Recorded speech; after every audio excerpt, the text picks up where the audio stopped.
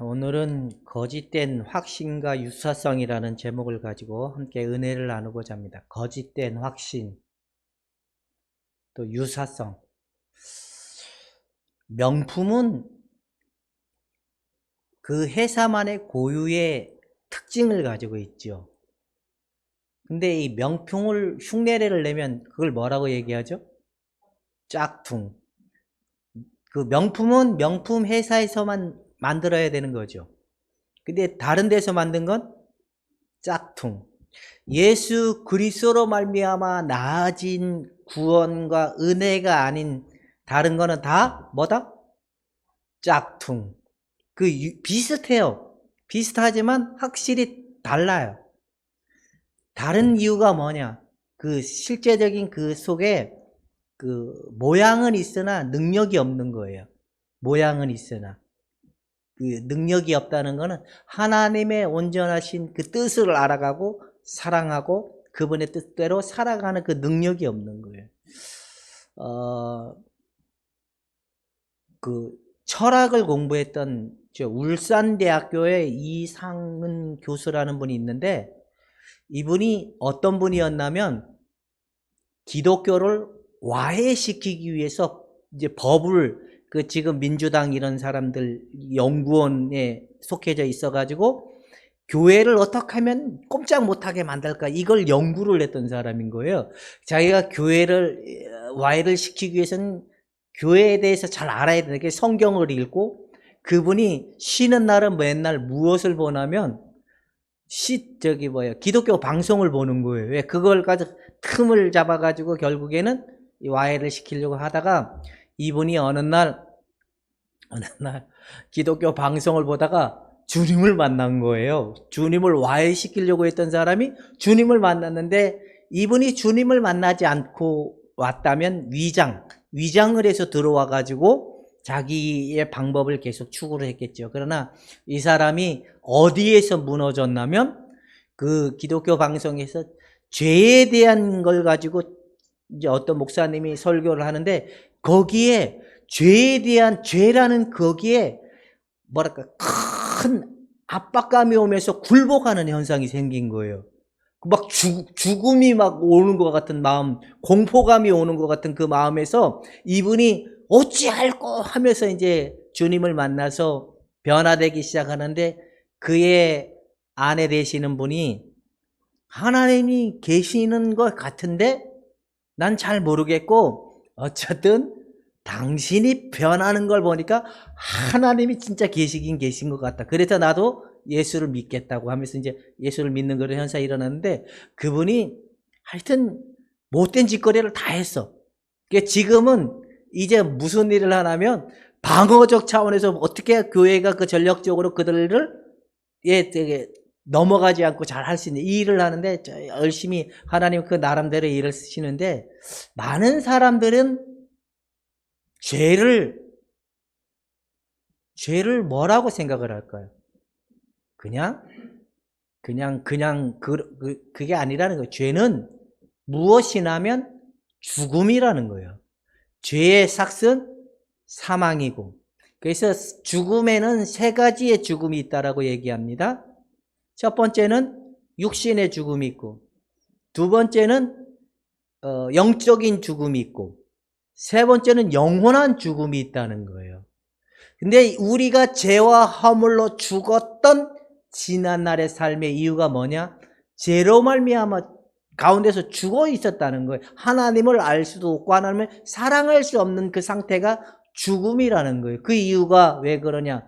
죄 때문에 죽은 거예요. 죄 때문에. 근데 사람들은 예수를 믿는다고 하지만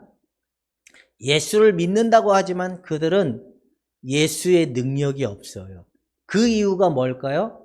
하나님으로부터 난 생명이 없는 그 자체는 이 능력이 될 수 없다는 겁니다. 하나님으로부터 난 복음만이 참 복음이고, 하나님으로부터 주어진 은혜만이 참 은혜이고 구원이고 생명인데, 짝퉁은 어디 가든 그 시간이 지나가면 짝퉁은 티가 날까요, 안 날까요? 나요. 가방이요. 처음에는 그럴싸해요. 근데 이 짝퉁을 자꾸 하다 보면 뭐가 바래지죠? 그 색깔이 막 바래지고 그다음에 뭔가 이렇게 티가 자꾸 나고 이게 다른 거예요. 그래서 처음과 끝이 다른 게 뭐냐? 이단이라는 말은 끝이 다르다는 거예요. 끝이 다르다라는 게 뭐예요? 이들이 진짜 복음을 가지고 있는 것처럼 보이지만 시간이 지나고 나니까 다른 거예요. 그건 짝퉁이라는 거죠. 오늘 거짓된 확신에 속은 사람들이 굉장히 많아요. 그게 뭘까요? 스스로가 믿음이 있고 스스로가 하나님의 사람이다라고 생각하는 그런 자신의 기준적 이 토대를 가지고 있을 때는 그것이 오히려 위험할 수도 있다는 거예요. 위험할 수 있다는. 그러나 그리스도로부터 주어진 구원의 은혜에 대한 확실성이 그들에게 확실하게 있을 때 그들은 담대해질 수 있고 자유해질 수 있다는 겁니다.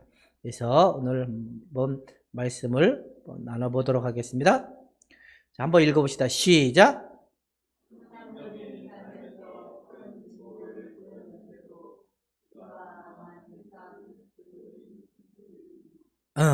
큰 진보를 이뤘다는 게 뭐예요? 기적도 체험하고 그다음에 또 뭐도 있죠?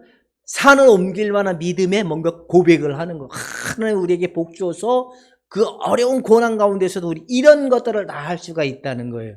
근데 그게 진짜가 아닐 수도 있다는 거예요.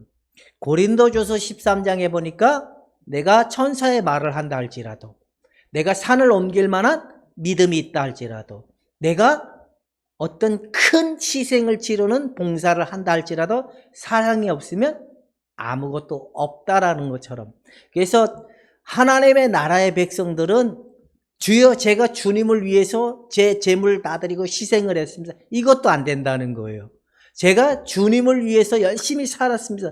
제가 방언도 하고 귀신도 쫓아냈는데 왜 나를 모르냐. 그게 하나님으로부터 난 생명이 아니기 때문에 그런다는 거예요. 하나님으로부터 난 생명만이 참 하나님의 사람일 수도 있다라는. 그래서 큰 믿음의 진보를 이룰 수 있잖아요. 근데 왜 그들이 안 될까요? 그 안에 진짜 생명이 없기 때문에 그런다는 거예요. 진짜 생명. 그럼 여러분들 안에 하나님으로부터 주어진 예수 그리스도의 생명을 소유한 백성들이십니까?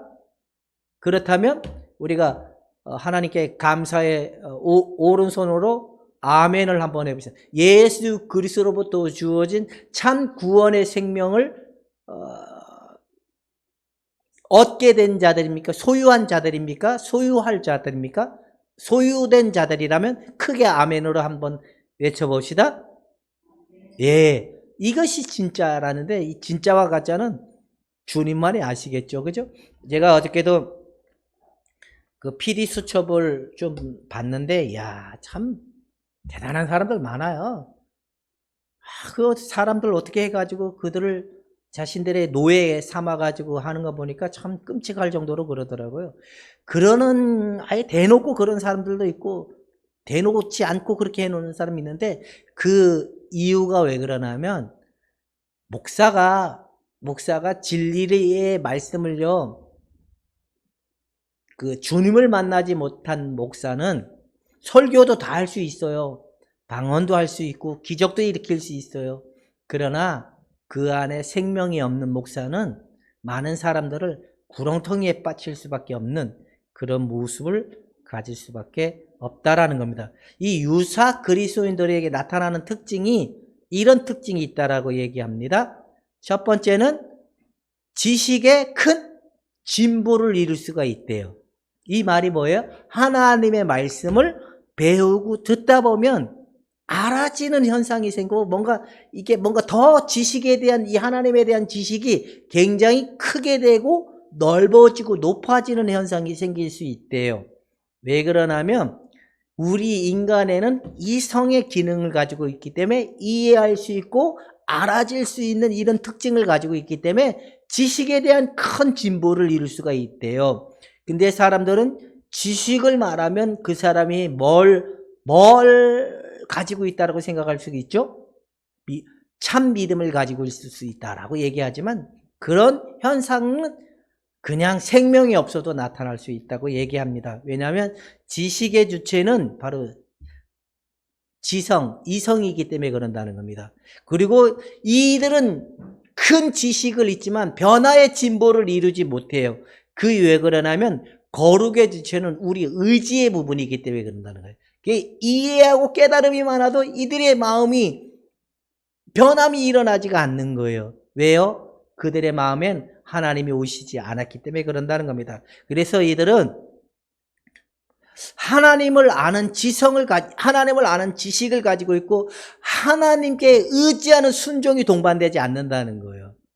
우리가 여러분 하나님 말씀대로 살라 그러니까 힘들 때도 있고 안 힘들 때도 있지만 결국엔 하나님의 말씀대로 살아야 된다는 생각이 동반되는 현상이 일어나지만 이게 안 된다는 거예요. 사람들은 하나님께 순종하라는 이 동반이 되지 않아요. 두 번째, 이 유사 그리스도인들에게는 뭐가 또 나타나냐면 큰 은사를 받을 수가 있대요. 왜 그러냐면 성령의 은사는 외적인 은사가 있고 내적인 은사가 있는데 이 외적인 은사는 자연인들에게 자연적으로도 나타날 수가 있대요. 자, 보면 영적인 은사를 가지고 있다고 해도 그리스도인이 아니고 유사 그리스도인이 될 수가 있어요. 이거 왜 가능한가 보면 여러분 생명이 없어도 방언은 할 수 있을까요? 없을까요? 있어요. 왜 그러냐면 성령이 주시는 은사인데 아니에요. 이게 외적으로 나타나는 현상이기 때문에 그런다는 거예요. 방언을 할 수도 있고 또 뭐가 있어요? 예언도 할 수도 있고 뭔가 여러 가지 그런 은사가 나타날 수도 있어요. 그래서 고린도전서 13장에는 천사의 말을 한다 할지라도 그게 안 된다라는 표현이 그런 의미가 담겨져 있다는 겁니다. 그 다음에 큰 은사를 가지고 나타나지만 그 다음에 이제 두 번째 뭐가 있냐면요. 훌륭한 설교를 할 수가 있대요. 희한하죠? 왜냐하면 인간은 이 지식을 가지고 말할 수 있는 그 능력이 있기 때문에 아까도 큰 지식의 진보를 이룰 수 있다고 하잖아요. 그러니까 큰 방언을 얘기하고 기적을 일으켜도 그 유사 그리스도인이 될 수가 있다라고 얘기하고 있다는 겁니다. 그 다음에 또 뭐 있냐? 수준 높은 신앙의 고백을 할 수가 있대요. 그리고 여러분 유사 그리스도인들은 하나님 앞에 헌신을 하는데 크게 헌신하는 사람들 많아요. 뭐 예를 들어 가지고 난 100억 하겠습니다. 그럼 이건 큰 믿음일까요? 작은 믿음일까요? 100억을 헌금할게요. 나 이 교회를 위해서 총교센터를 위해서 100억을 헌금할게요. 이건 여러분들이 봤을 때 대단한 믿음일 것처럼 보일까? 아닌 것처럼 보일까? 대단하죠. 왜냐면 우리는 10만 원도 덜덜 떠는 인생들인데 100억을 한다는 게 얼마나 대단합니까? 제가 봐도 대단한 것 같아요. 이런 것도 가능하다는 거예요. 바로 높은 신앙의 고백과 외적인 경건, 거룩한 모습들, 외적으로 굉장히 거룩해지는 모습들 나타나는 사람들 많죠. 하나님 앞에 뭔가 많은 고아들을 돌보고 많은 사람들을 섬기고 많은 일들을 하고 그들의 삶의 모습이 뭔가 진짜인 것처럼 보일 수도 있지만 그게 아닐 수도 있다라는 겁니다. 그 다음에 이제 유사 그리스도인들에게 나타나는 게 뭐냐면 외적으로도 나타나고 지식도 나타나고 뭔가 이렇게 말을 하는 것도 나타나지만 더 중요한 게 뭐냐면 이들이 이제 죄에 대한 반응도 일어난대요. 죄에 대해서 죄를 싫어하고 미워하고 대적하는 현상이 죄로부터 벗어나려고 하는 행동들이 나타난다는 거예요. 그래서 이들이 죄에 대한 자각이 생긴다는 거예요. 죄를 이렇게 느끼고 막 죄에 대한 깨달음도 일어나서 나는 죄인인갑이다 이렇게 이성적인 깨달음, 이성적으로 죄라고 고백하는 현상이 생긴다는 거예요. 이성적으로. 그래서 명상을 하면 자신의 모습들을 볼 수 있을까요? 없을까요? 봐요. 왜냐면 자기를 들여다보는 거기 때문에. 근데 자기를 들여다보면 내가 이랬었구나 이런 건 된다는 거예요. 근데 이런 현상이 똑같이 일어난다는 거예요. 이 생명이 없는 자들에게. 두 번째는 죄에 대한 슬퍼할 수도 있대요. 여러분들이 율법에 열심히 내고 율법에 메인바되었을 때는 죄를 얼마만큼 싫어하는 현상이 생깁니까? 죽을 만큼. 그쵸? 죄 안 지어보려고 굉장히 애를 쓰고 죄를 막 죄진 거에 대해서 슬퍼하고 이런 현상들이 생긴다는 거예요. 여러분 지난날의 모습을 보면 그렇죠. 이 죄에 대한 이 자각이 일어난다는 거예요. 또 세 번째는 죄에 대해서 사람들 앞에 가서 내가 도둑질하고 못된 짓거리하고 이런 거 고백하라 그러면 할 수도 있어요. 그쵸. 근데 여러분들은 용기가 없어서 못하는 뿐이죠. 간이 배박으로 나 사람들은 할 수가 있다는 거예요. 이게 다 우리가 봤을 때는 아 진짜 믿음의 사람일 수도 있겠다라고 그렇게 정의 내릴 수도 있겠죠. 근데 비슷하지만 다르다는 거예요. 그 속에 뭐가 없기 때문에 생명의 근원이 없기 때문에 다를 수도 있다는 겁니다. 자, 그렇다면 이런 특징을 가지고 나와서 그리스도인이라고 말하면 안 된다는 거예요. 그들 안에 뭐가 있어야 돼요? 예수의 생명이 있어야 된다는 거예요. 예수의 생명이 있기 위해서는 바로 거듭남의 은혜가 있어야 된다는 거예요.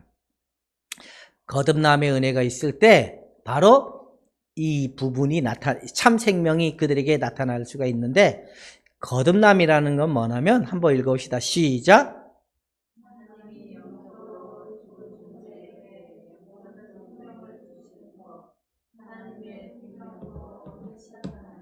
죄와 허물로 죽었던 그들이 하나님으로 말미암아 다시 태어남이라는 거, 다시 살아남이라는 거, 하나님의 생명으로 다시 태어났을 때만이 그들이 참 그리스도인이라고 얘기하고 참 하나님의 백성이다라고 얘기할 수 있는 특징이 나타난다라는 거예요. 근데 이 거듭남의 은혜는 어디서부터 올 수 있을까요? 내가 믿겠습니다부터 일어나지 않는데 어디로부터 일어나냐면 어찌할꼬 내 죄가 어찌해야 될까 이런 고뇌의 슬픔에서부터 나온대요. 어찌할꼬 내 이 심각한 이 죄를 어찌하면 좋을꼬. 그래서 철로 역정에 보면 어느 날 이제 지옥불에 다 사람들이 갈 것 같은 이 공포심이 와가지고 이걸 해결하기 위해서 이 믿음씨가 떠나는 게 철로 역정의 그 내용들이거든요.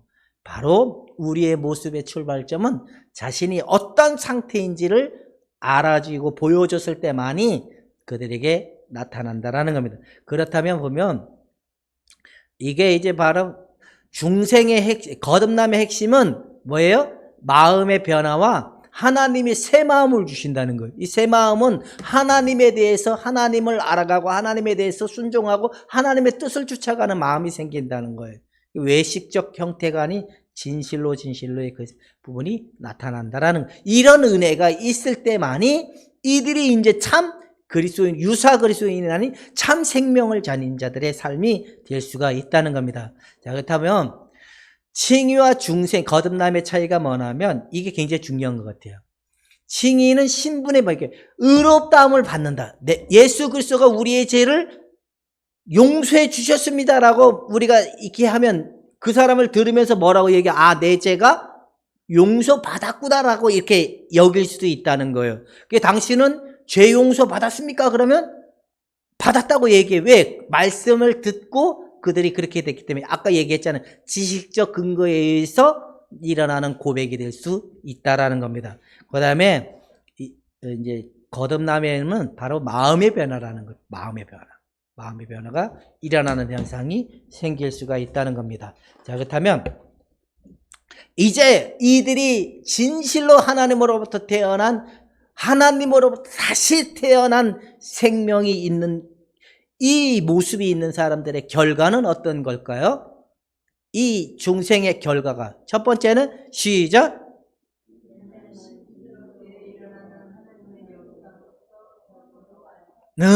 이거는 인간의 노력과 수고로 되는 것이 아니라 하나님의 신비의 역사로 일어나는데 결과를 보면 알 수가 있대요. 결과를 보면 외적으로 나타나는 이 하나님의 신비로운 역사가 어떻게 역사하는지는 안 보이지만 그들에게 나타나는 변화가 일어날 수 있다는 겁니다. 첫 번째는 뭐에 대한 부분이 나타나냐면 다 확실하게 죄 용서받은 확신이 일어난다는 거예요.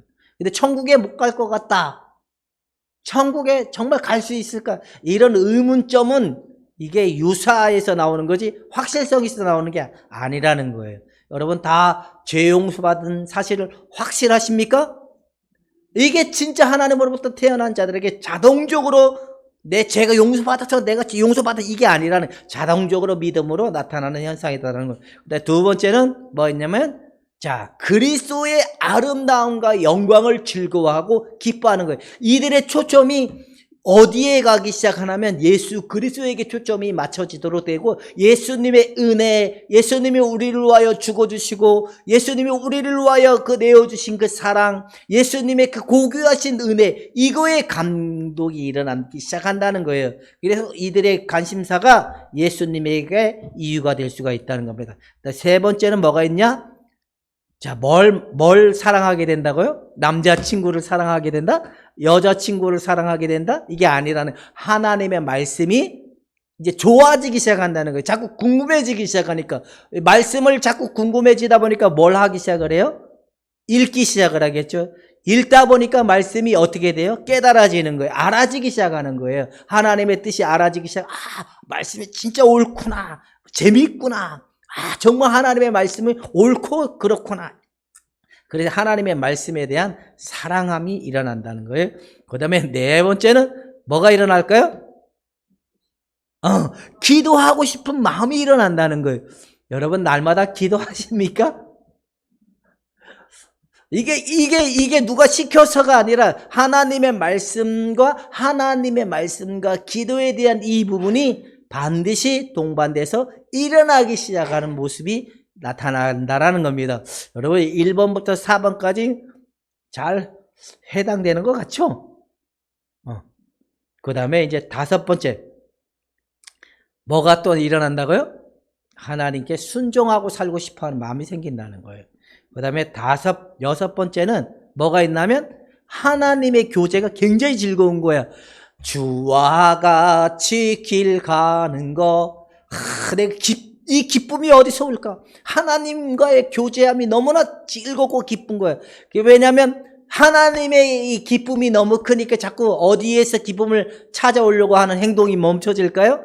세상으로부터, 사람들로부터, 환경으로부터의 기쁨을 찾아오려고 하는 행동이 멈춰지기를 시작한다라는 겁니다. 이런 은혜가 바로 어디서 나타나냐? 바로 하나님의 성령의 역사로 말미암아 하나님으로부터 다시 태어난, 하나님으로부터 생명이 주어진 은혜의 결과물로 나타나는 거기 때문에, 이런 은혜의 시발점은 언제 시작이 되냐? 이제 이게 굉장히 중요하다는 거예요. 오늘 이제 마무리 정도의 특징인데, 여러분, 이 결과가 우리에게 실제로 이 시작점이 되기 위해서는 반드시 그들이 엄청난 두려움과 공포를 직면하게 되는데, 내가 죄인이었구나. 내가 죄 중에 잉태된 자였구나. 정말 나의 죄를 어찌 알고, 이런 고뇌의 모습이 나타나기 시작을 하는데, 이 일은 누가 하시냐? 바로 하나님의 성령께서 하시는 은혜라는 겁니다. 그래서 이 회심이라는 말은 믿고 회개가 일어난다는 거예요. 믿고 회개가.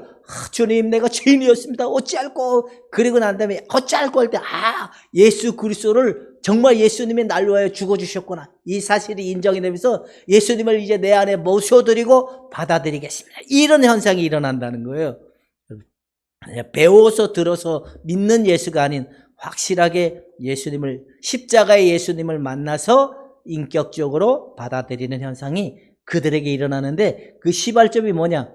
자신의 죄를 어떻게 처리해야 될지 몰라 고뇌하는 그들에게 예수 그리스도께서 죽어주시고 부활하신 그것을 직면하게 하고 받아들이는 은혜가 나타나는데, 오늘 우리가 불렀던 찬송은 뭐라고 얘기하죠? 거기에 너 있었는가? 여러분들은 십자가의 예수님을 만나셨습니까? 할렐루야! 이것이 참 하나님으로부터 태어난 자의 은혜라는 거예요. 그래서 우리는 부활주일은 꼭 3월이나 4월에 가서 부활주일이 아니라 날마다 부활을 하는 거예요. 부활의 생명을 사는 거죠. 그래서 이제 이 회심이라는 말은 어찌 알고 내 죄를 직면하는 거예요. 내 죄. 내가 죄로 태어나서 죽었던 그 상태에서 직면하면서 일어나는 결과가 바로 회심이고, 예수님을 믿게 되고 인정하게 되고 받아들이는 현상이 일어나는데, 이건 누구의 사역으로만이 가능하냐? 하나님의 성령의 사역으로만이 가능하다라는 겁니다. 자, 이제 회심을 위한 성령의 사역을 한번 봅시다. 시작!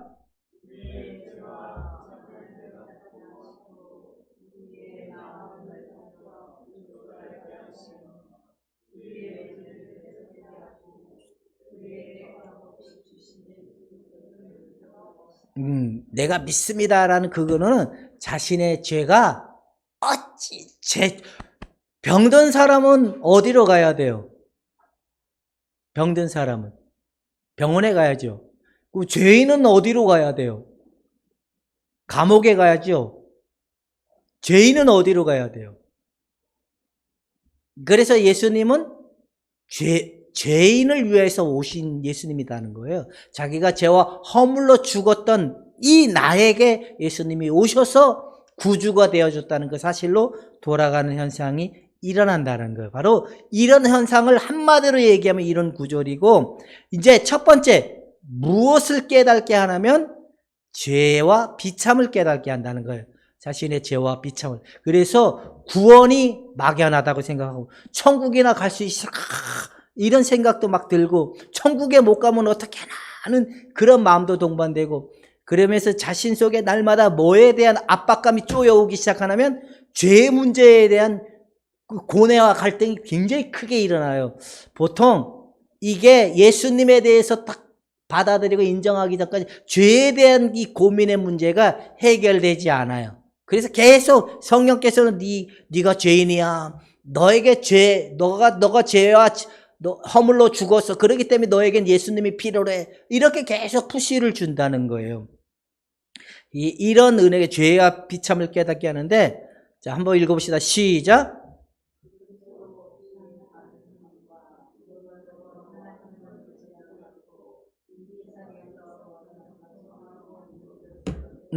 나의 이 죄의 문제가 해결되지 않으면 나는 소망이 없구나.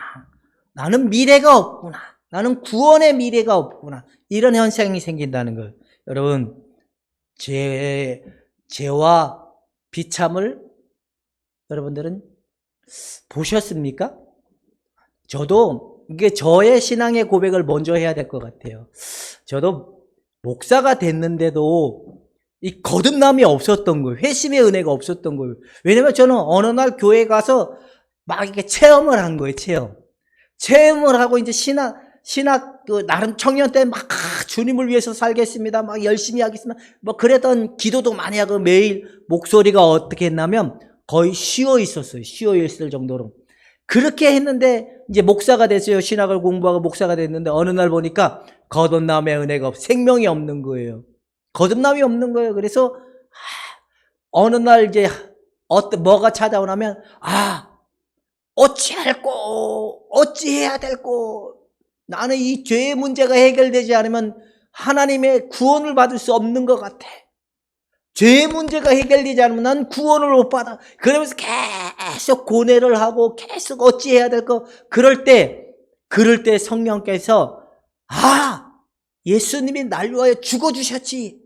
그 사실이 딱 깨달아지면서 보여지면서 그 사실을 내가 믿게 되고 받아들이면 내가 용서를 받는 거였구나. 그래서 문제가 해결되려고 그걸 이제 알게 됐던 거예요. 제가 참 이건 내 마음대로 안 되는 거지만 어쨌든 이 거듭남의 은혜가 없는 목사였으니 저 자신도 얼마나 힘들고 성도도 아까 얘기했잖아요. 지식에 대해서도 진보를 이룰 수도 있고 믿음에 대한 진보도 이룰 수도 있고 은사도 나타날 수 있지만 이 죄의 비참한 문제를 반드시 여러분들은 겪을 때가 와야 되는 겁니다. 여러분 반드시 겪으셨습니까? 보셨습니까? 자신의 비참과 죄가. 그래서 예수님이 정말로 고백하고 받아들이는 현상이 일어나게 되었는지 한번 볼 필요가 있다는 겁니다. 이 죄와 비참이 깨달아져야 나타나는 게 뭐냐면 그 다음에 성령께서 예수님에 대한 이 부분을 비춰주시는 거예요. 성령께서 오시는 일은 예수님에 대해서 알게 하고 예수님의 일을 우리에게 보여주고 깨닫게 하시는 일을 하는데, 성령께서 우리에게 예수님을 비춰주시는 거예요. 예수님이 하신 일을. 그래서 받아들이는 현상이 생긴다는 거예요. 두 번째는 그러다 이 죄와 비참을 보고 난 다음에 그들에게 나타나는 게 뭐냐면 바로 그리스도 예수에 대한 이 부분이 비춰진다는 거예요. 성령께서 구주에 대한 지식을 비춰주고 예수님에 대한 이 부분이 비춰지면서 이들이 한번 읽어봅시다. 시작.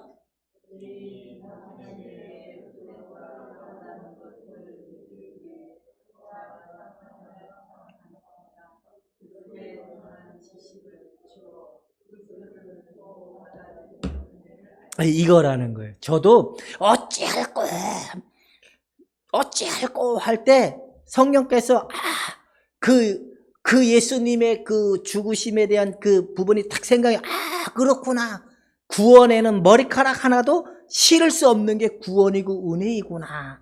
이제 그래서 그다음부터 제가 관심을 갖기 시작한 게 뭐냐면 잘 모르겠다. 하나님에 대해서 모르겠다. 사랑해 본 적도 없구나. 나는 정말 모르겠다. 그러면서 복음이 뭘까? 하나님의 은혜가 뭘까? 이제 고민을 하기 시작하고 두드리기 시작을 했는데 성령께서 우리에게 반드시 예수님에 대한 필요성을 우리가 알게 되고 깨닫게 되고 받아들이는 현상이 일어난다는 겁니다. 그래서 제가 많이 쓰는 용어이기도 한데 여러분들은 배워서 죄인입니까? 자신의 철저히 죄인임을 고백해서 죄인이었습니까? 배워서 죄인이라고 고백했습니까? 철저히 자신의 비참을 깨달아서 죄인이라고 고백하셨습니까? 비참을 깨달아서 고백하셨습니까? 그건 이제 훌륭해서 그런 거예요. 근데 우리 뱃속에서부터 모태, 일면 무슨 신앙? 모태신앙. 어디서부터 듣고 배웠죠? 매일? 그의 문화가 기독교 문화예요. 그러니까 우리 찬양이나 예인이는 혹시나 자신의 죄의 비참함을 한번 봤는지, 철저히 죄인임을 깨달았는지, 그걸 한번 검증해 볼 필요가 있다는 겁니다. 왜냐하면 이게 시작점이거든. 이게 구원의 시작점이고, 이게 정말로 하나님 앞에 나가는 시작점인데, 이게 없이, 배운 죄인은 지식적으로 죄 용서 받은 것도 알아요? 믿어요? 그리고 뭐도 해요? 흉내도 내요? 그러면 이거 이렇게 하면 안 돼! 라고 하잖아요. 그러면 인간은 안 하려고 하다 보면 안 해지는 행동이 생기고 외적인 약간의 변화도 일어나지만 안 할 수 있다는 겁니다. 민지는 자신이 배워서 죄인입니까? 비참을 깨달아서 죄인임을 알았습니까?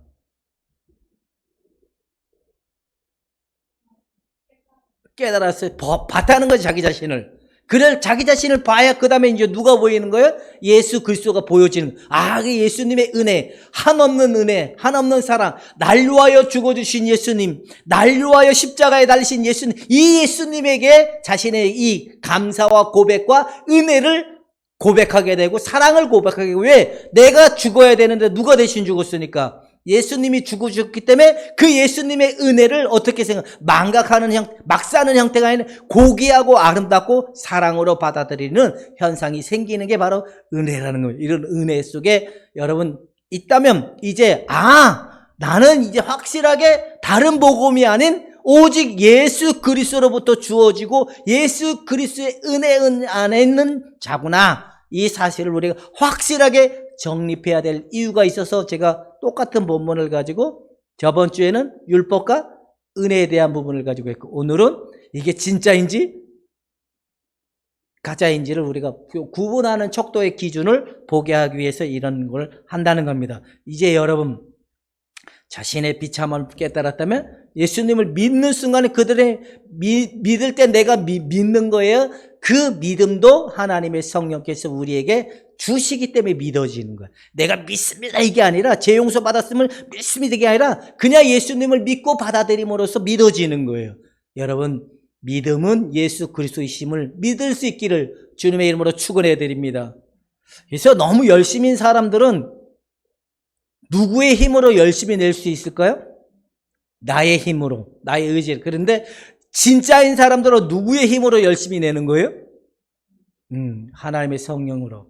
그리고 누구 때문에 사랑하는 거죠? 나 때문에 사랑하는 걸까요? 예수님의 그 크신 사랑 때문에 사랑하는 걸까요? 시켜서일까요? 자원해서일까요? 왜? 자신이 해결받지 못할 거라는 사실을 어떻게 했기 때문에 예수님으로 말미암아 건져짐을 받았다는 사실을 알기 때문에 그런다는 겁니다. 아까도 얘기했잖아요. 거듭남의 은혜가 있으면 기도하고 싶은 마음이 생기고 하나님의 뜻을 알아주는 마음이 생기고 그 다음에 또 사랑하고 싶어하는 마음, 순종하고 싶어하는 마음이 동반되기 시작을 한다는 겁니다. 그 다음에 이제 이들이 예수님을 받아들일 때 이제 거듭나지는 거잖아요. 거듭나지면 이제 이들의 의지와 마음이 새롭게 하시는 현상이 세 번째 나타난다는 이게 1단계, 2단계, 3단계가 아니라 하나님의 은혜로 말미암아 이렇게 나타난다는 거예요. 아, 저 단계 이게 아니라 이게 동시다발적으로 이런 은혜가 우리에게 나타나는구나. 세 번째는 자, 의지와 마음을 새롭게 하는 게, 의지 안에는 이 사람들이 의지 안에는 감정이 있어요. 욕구가 있어요. 사고가 있어요. 쉽게 얘기하면 우리가 욕구는 뭐예요? 갖고 싶은 마음, 누리고 싶은 마음, 욕구, 이런 욕구가 있어요. 의지 안에. 또 감정이 있어요. 분노에 대한 감정, 또 뭐가에 대한 두려움에 대한 감정, 또 어떤 바람에 대한 감정, 기쁨에 대한 감정도 있어요. 이런 부분들이 이제 새로워지기 시작하는 거예요. 그렇다면 내가 변화되는 게 맞습니까? 변화되어지는 게 맞습니까? 내가 변화하려고 지난날 여러분들이 변화하려고 노력하셨습니까? 저절로 은혜로 변화되는 길로 갔습니까? 기도로 변화되려고 하고, 하나님 앞에 순종으로 변화되려고 하고, 이게 아니라는 겁니다. 우리의 마음과 의지가 새로워져 가면서 점진적으로 변화가 일어나는데, 바로 여기 보면, 자, 봅시다. 시작.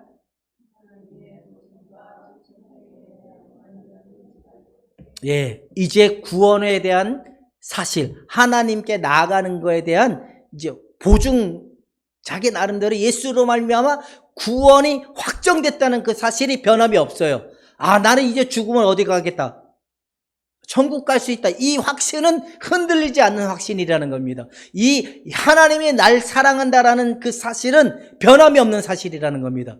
두려워 떠는 사랑이 아닌 온전히 신뢰하고 순종하고 달려가는 이 믿음의 형태가 그들에게 일어날 수 있기 때문에, 이 사람들에게 특징이 뭐냐, 이 세상을, 이 세대를 본받지 말고 오직 마음을 새롭게 함으로 변화를 받아 하나님의 선하신 뜻을 쫓아가라는 거예요. 하나님의 뜻이 무엇인지를 깨달아 알아지길 원한다는 겁니다. 여러분에게 이런 형태가 일어날 수 있었다면 나는 진짜 하나님으로부터 주어진 복음을 가지고 있는 사람이구나, 은혜를 받은 자구나, 구원의 생명이 있는 자구나, 여러분들이 그렇게 알아야 된다는 겁니다. 이제 이거를 얘기하면 회심이라고 얘기해요. 회심은 믿음과 회개가 같이 일어나는 현상이라고 얘기해요. 회개. 그래서 내 죄에 대한 회개, 내가 죄인이었음에 대한 회개, 내 자신의 비참함을 깨닫고 예수님을 잘 필요로 한 현상이 그들에게 일어나는 현식이 뭐냐? 바로 이 거듭남의 은혜를 통하여 나타나는, 생명이 주어지기 전에 나타나는 은혜라는 겁니다. 여러분 모두가 그리스도의 마음의 은혜를 받은 자들이라면 이 확실성에서 이제 보증됐고 하나님 안에서 내가 자유롭게 하나님이 확정해 줬다는 사실 속에 마음의 흔들림이 없이 주님의 백성답게 자유롭게 더 진보되고 변화되어서 날마다 새로워져가는, 이제 여러분들의 입술의 고백은 기적을 말하는 자들이 아닙니다. 여러분들의 입술의 고백은 뭐예요? 하나님의 사랑을 말하고 예수 그리스도를 말하는. 그래서 바울은 날마다 이런 말밖에, 자기가 예수님의 죽으심과 부활한 십자가의 예수 외에는 자기는 더 이상 얘기할 게 없다고 얘기했던 것처럼, 우리도 이런 가장 기본적인 걸로 돌아가는 거예요. 근데 혹시 여러분, 저 사람이 대단한 기적을 보이고 이적을 보여요. 그러면 여러분들은 진짜일까 아닐까, 그 사람들은 무엇으로 우리가 평가하지 말고 그 안에 생명이 있냐 없냐를 가지고 한다면 좀 더 확실하겠죠. 그러면 여러분들은 예수님의 생명을 하나님으로부터 소유하셨습니까? 이제 오늘은 찬영이랑 동현이에게 묻습니다. 예수님으로부터 주어진 생명을 소유하셨습니까? 이거 확실히 하나님으로부터 태어난 사람들이야. 이거 유사가 아니야. 이거 확실성이라는 거예요. 여러분, 그냥 외적인 걸로 확신을 갖지 말고 이 예수님에 대한 이 확실성으로 여러분에게 이제 믿음이 좀 더 풍성해지고 자유로워지는 삶의 토대로 갈 수 있기를 주님의 이름으로 축원해 드립니다. 오늘은 되게 전에는 이게 4장이면 다 됐는데 오늘은 많아서 또 시간이 많이 길어지면 어떻게 하나 해서 제가 빨리빨리 해서 짧은 시간 안에 다 했습니다. 어쨌든 기도합시다. 하나님, 여기에 이 말씀을 듣는 자들 모두가 흉년에 든 자들이 아니었음을 알았습니다. 확실하게 예수의 생명을 소유한 자들로 고백하고 또 깨달았습니다. 이들이 이유는 하나님의 영광을 위해서, 하나님을 사랑하기 위함이라는 사실 속에 날마다 감사하고 기뻐하고 날마다 변화에 새로워지는 모습으로 세워져 가기를 원하는 저들에게 성령의 능력을 덧입혀 주었기를 원하며 예수님의 이름으로 기도하옵나이다.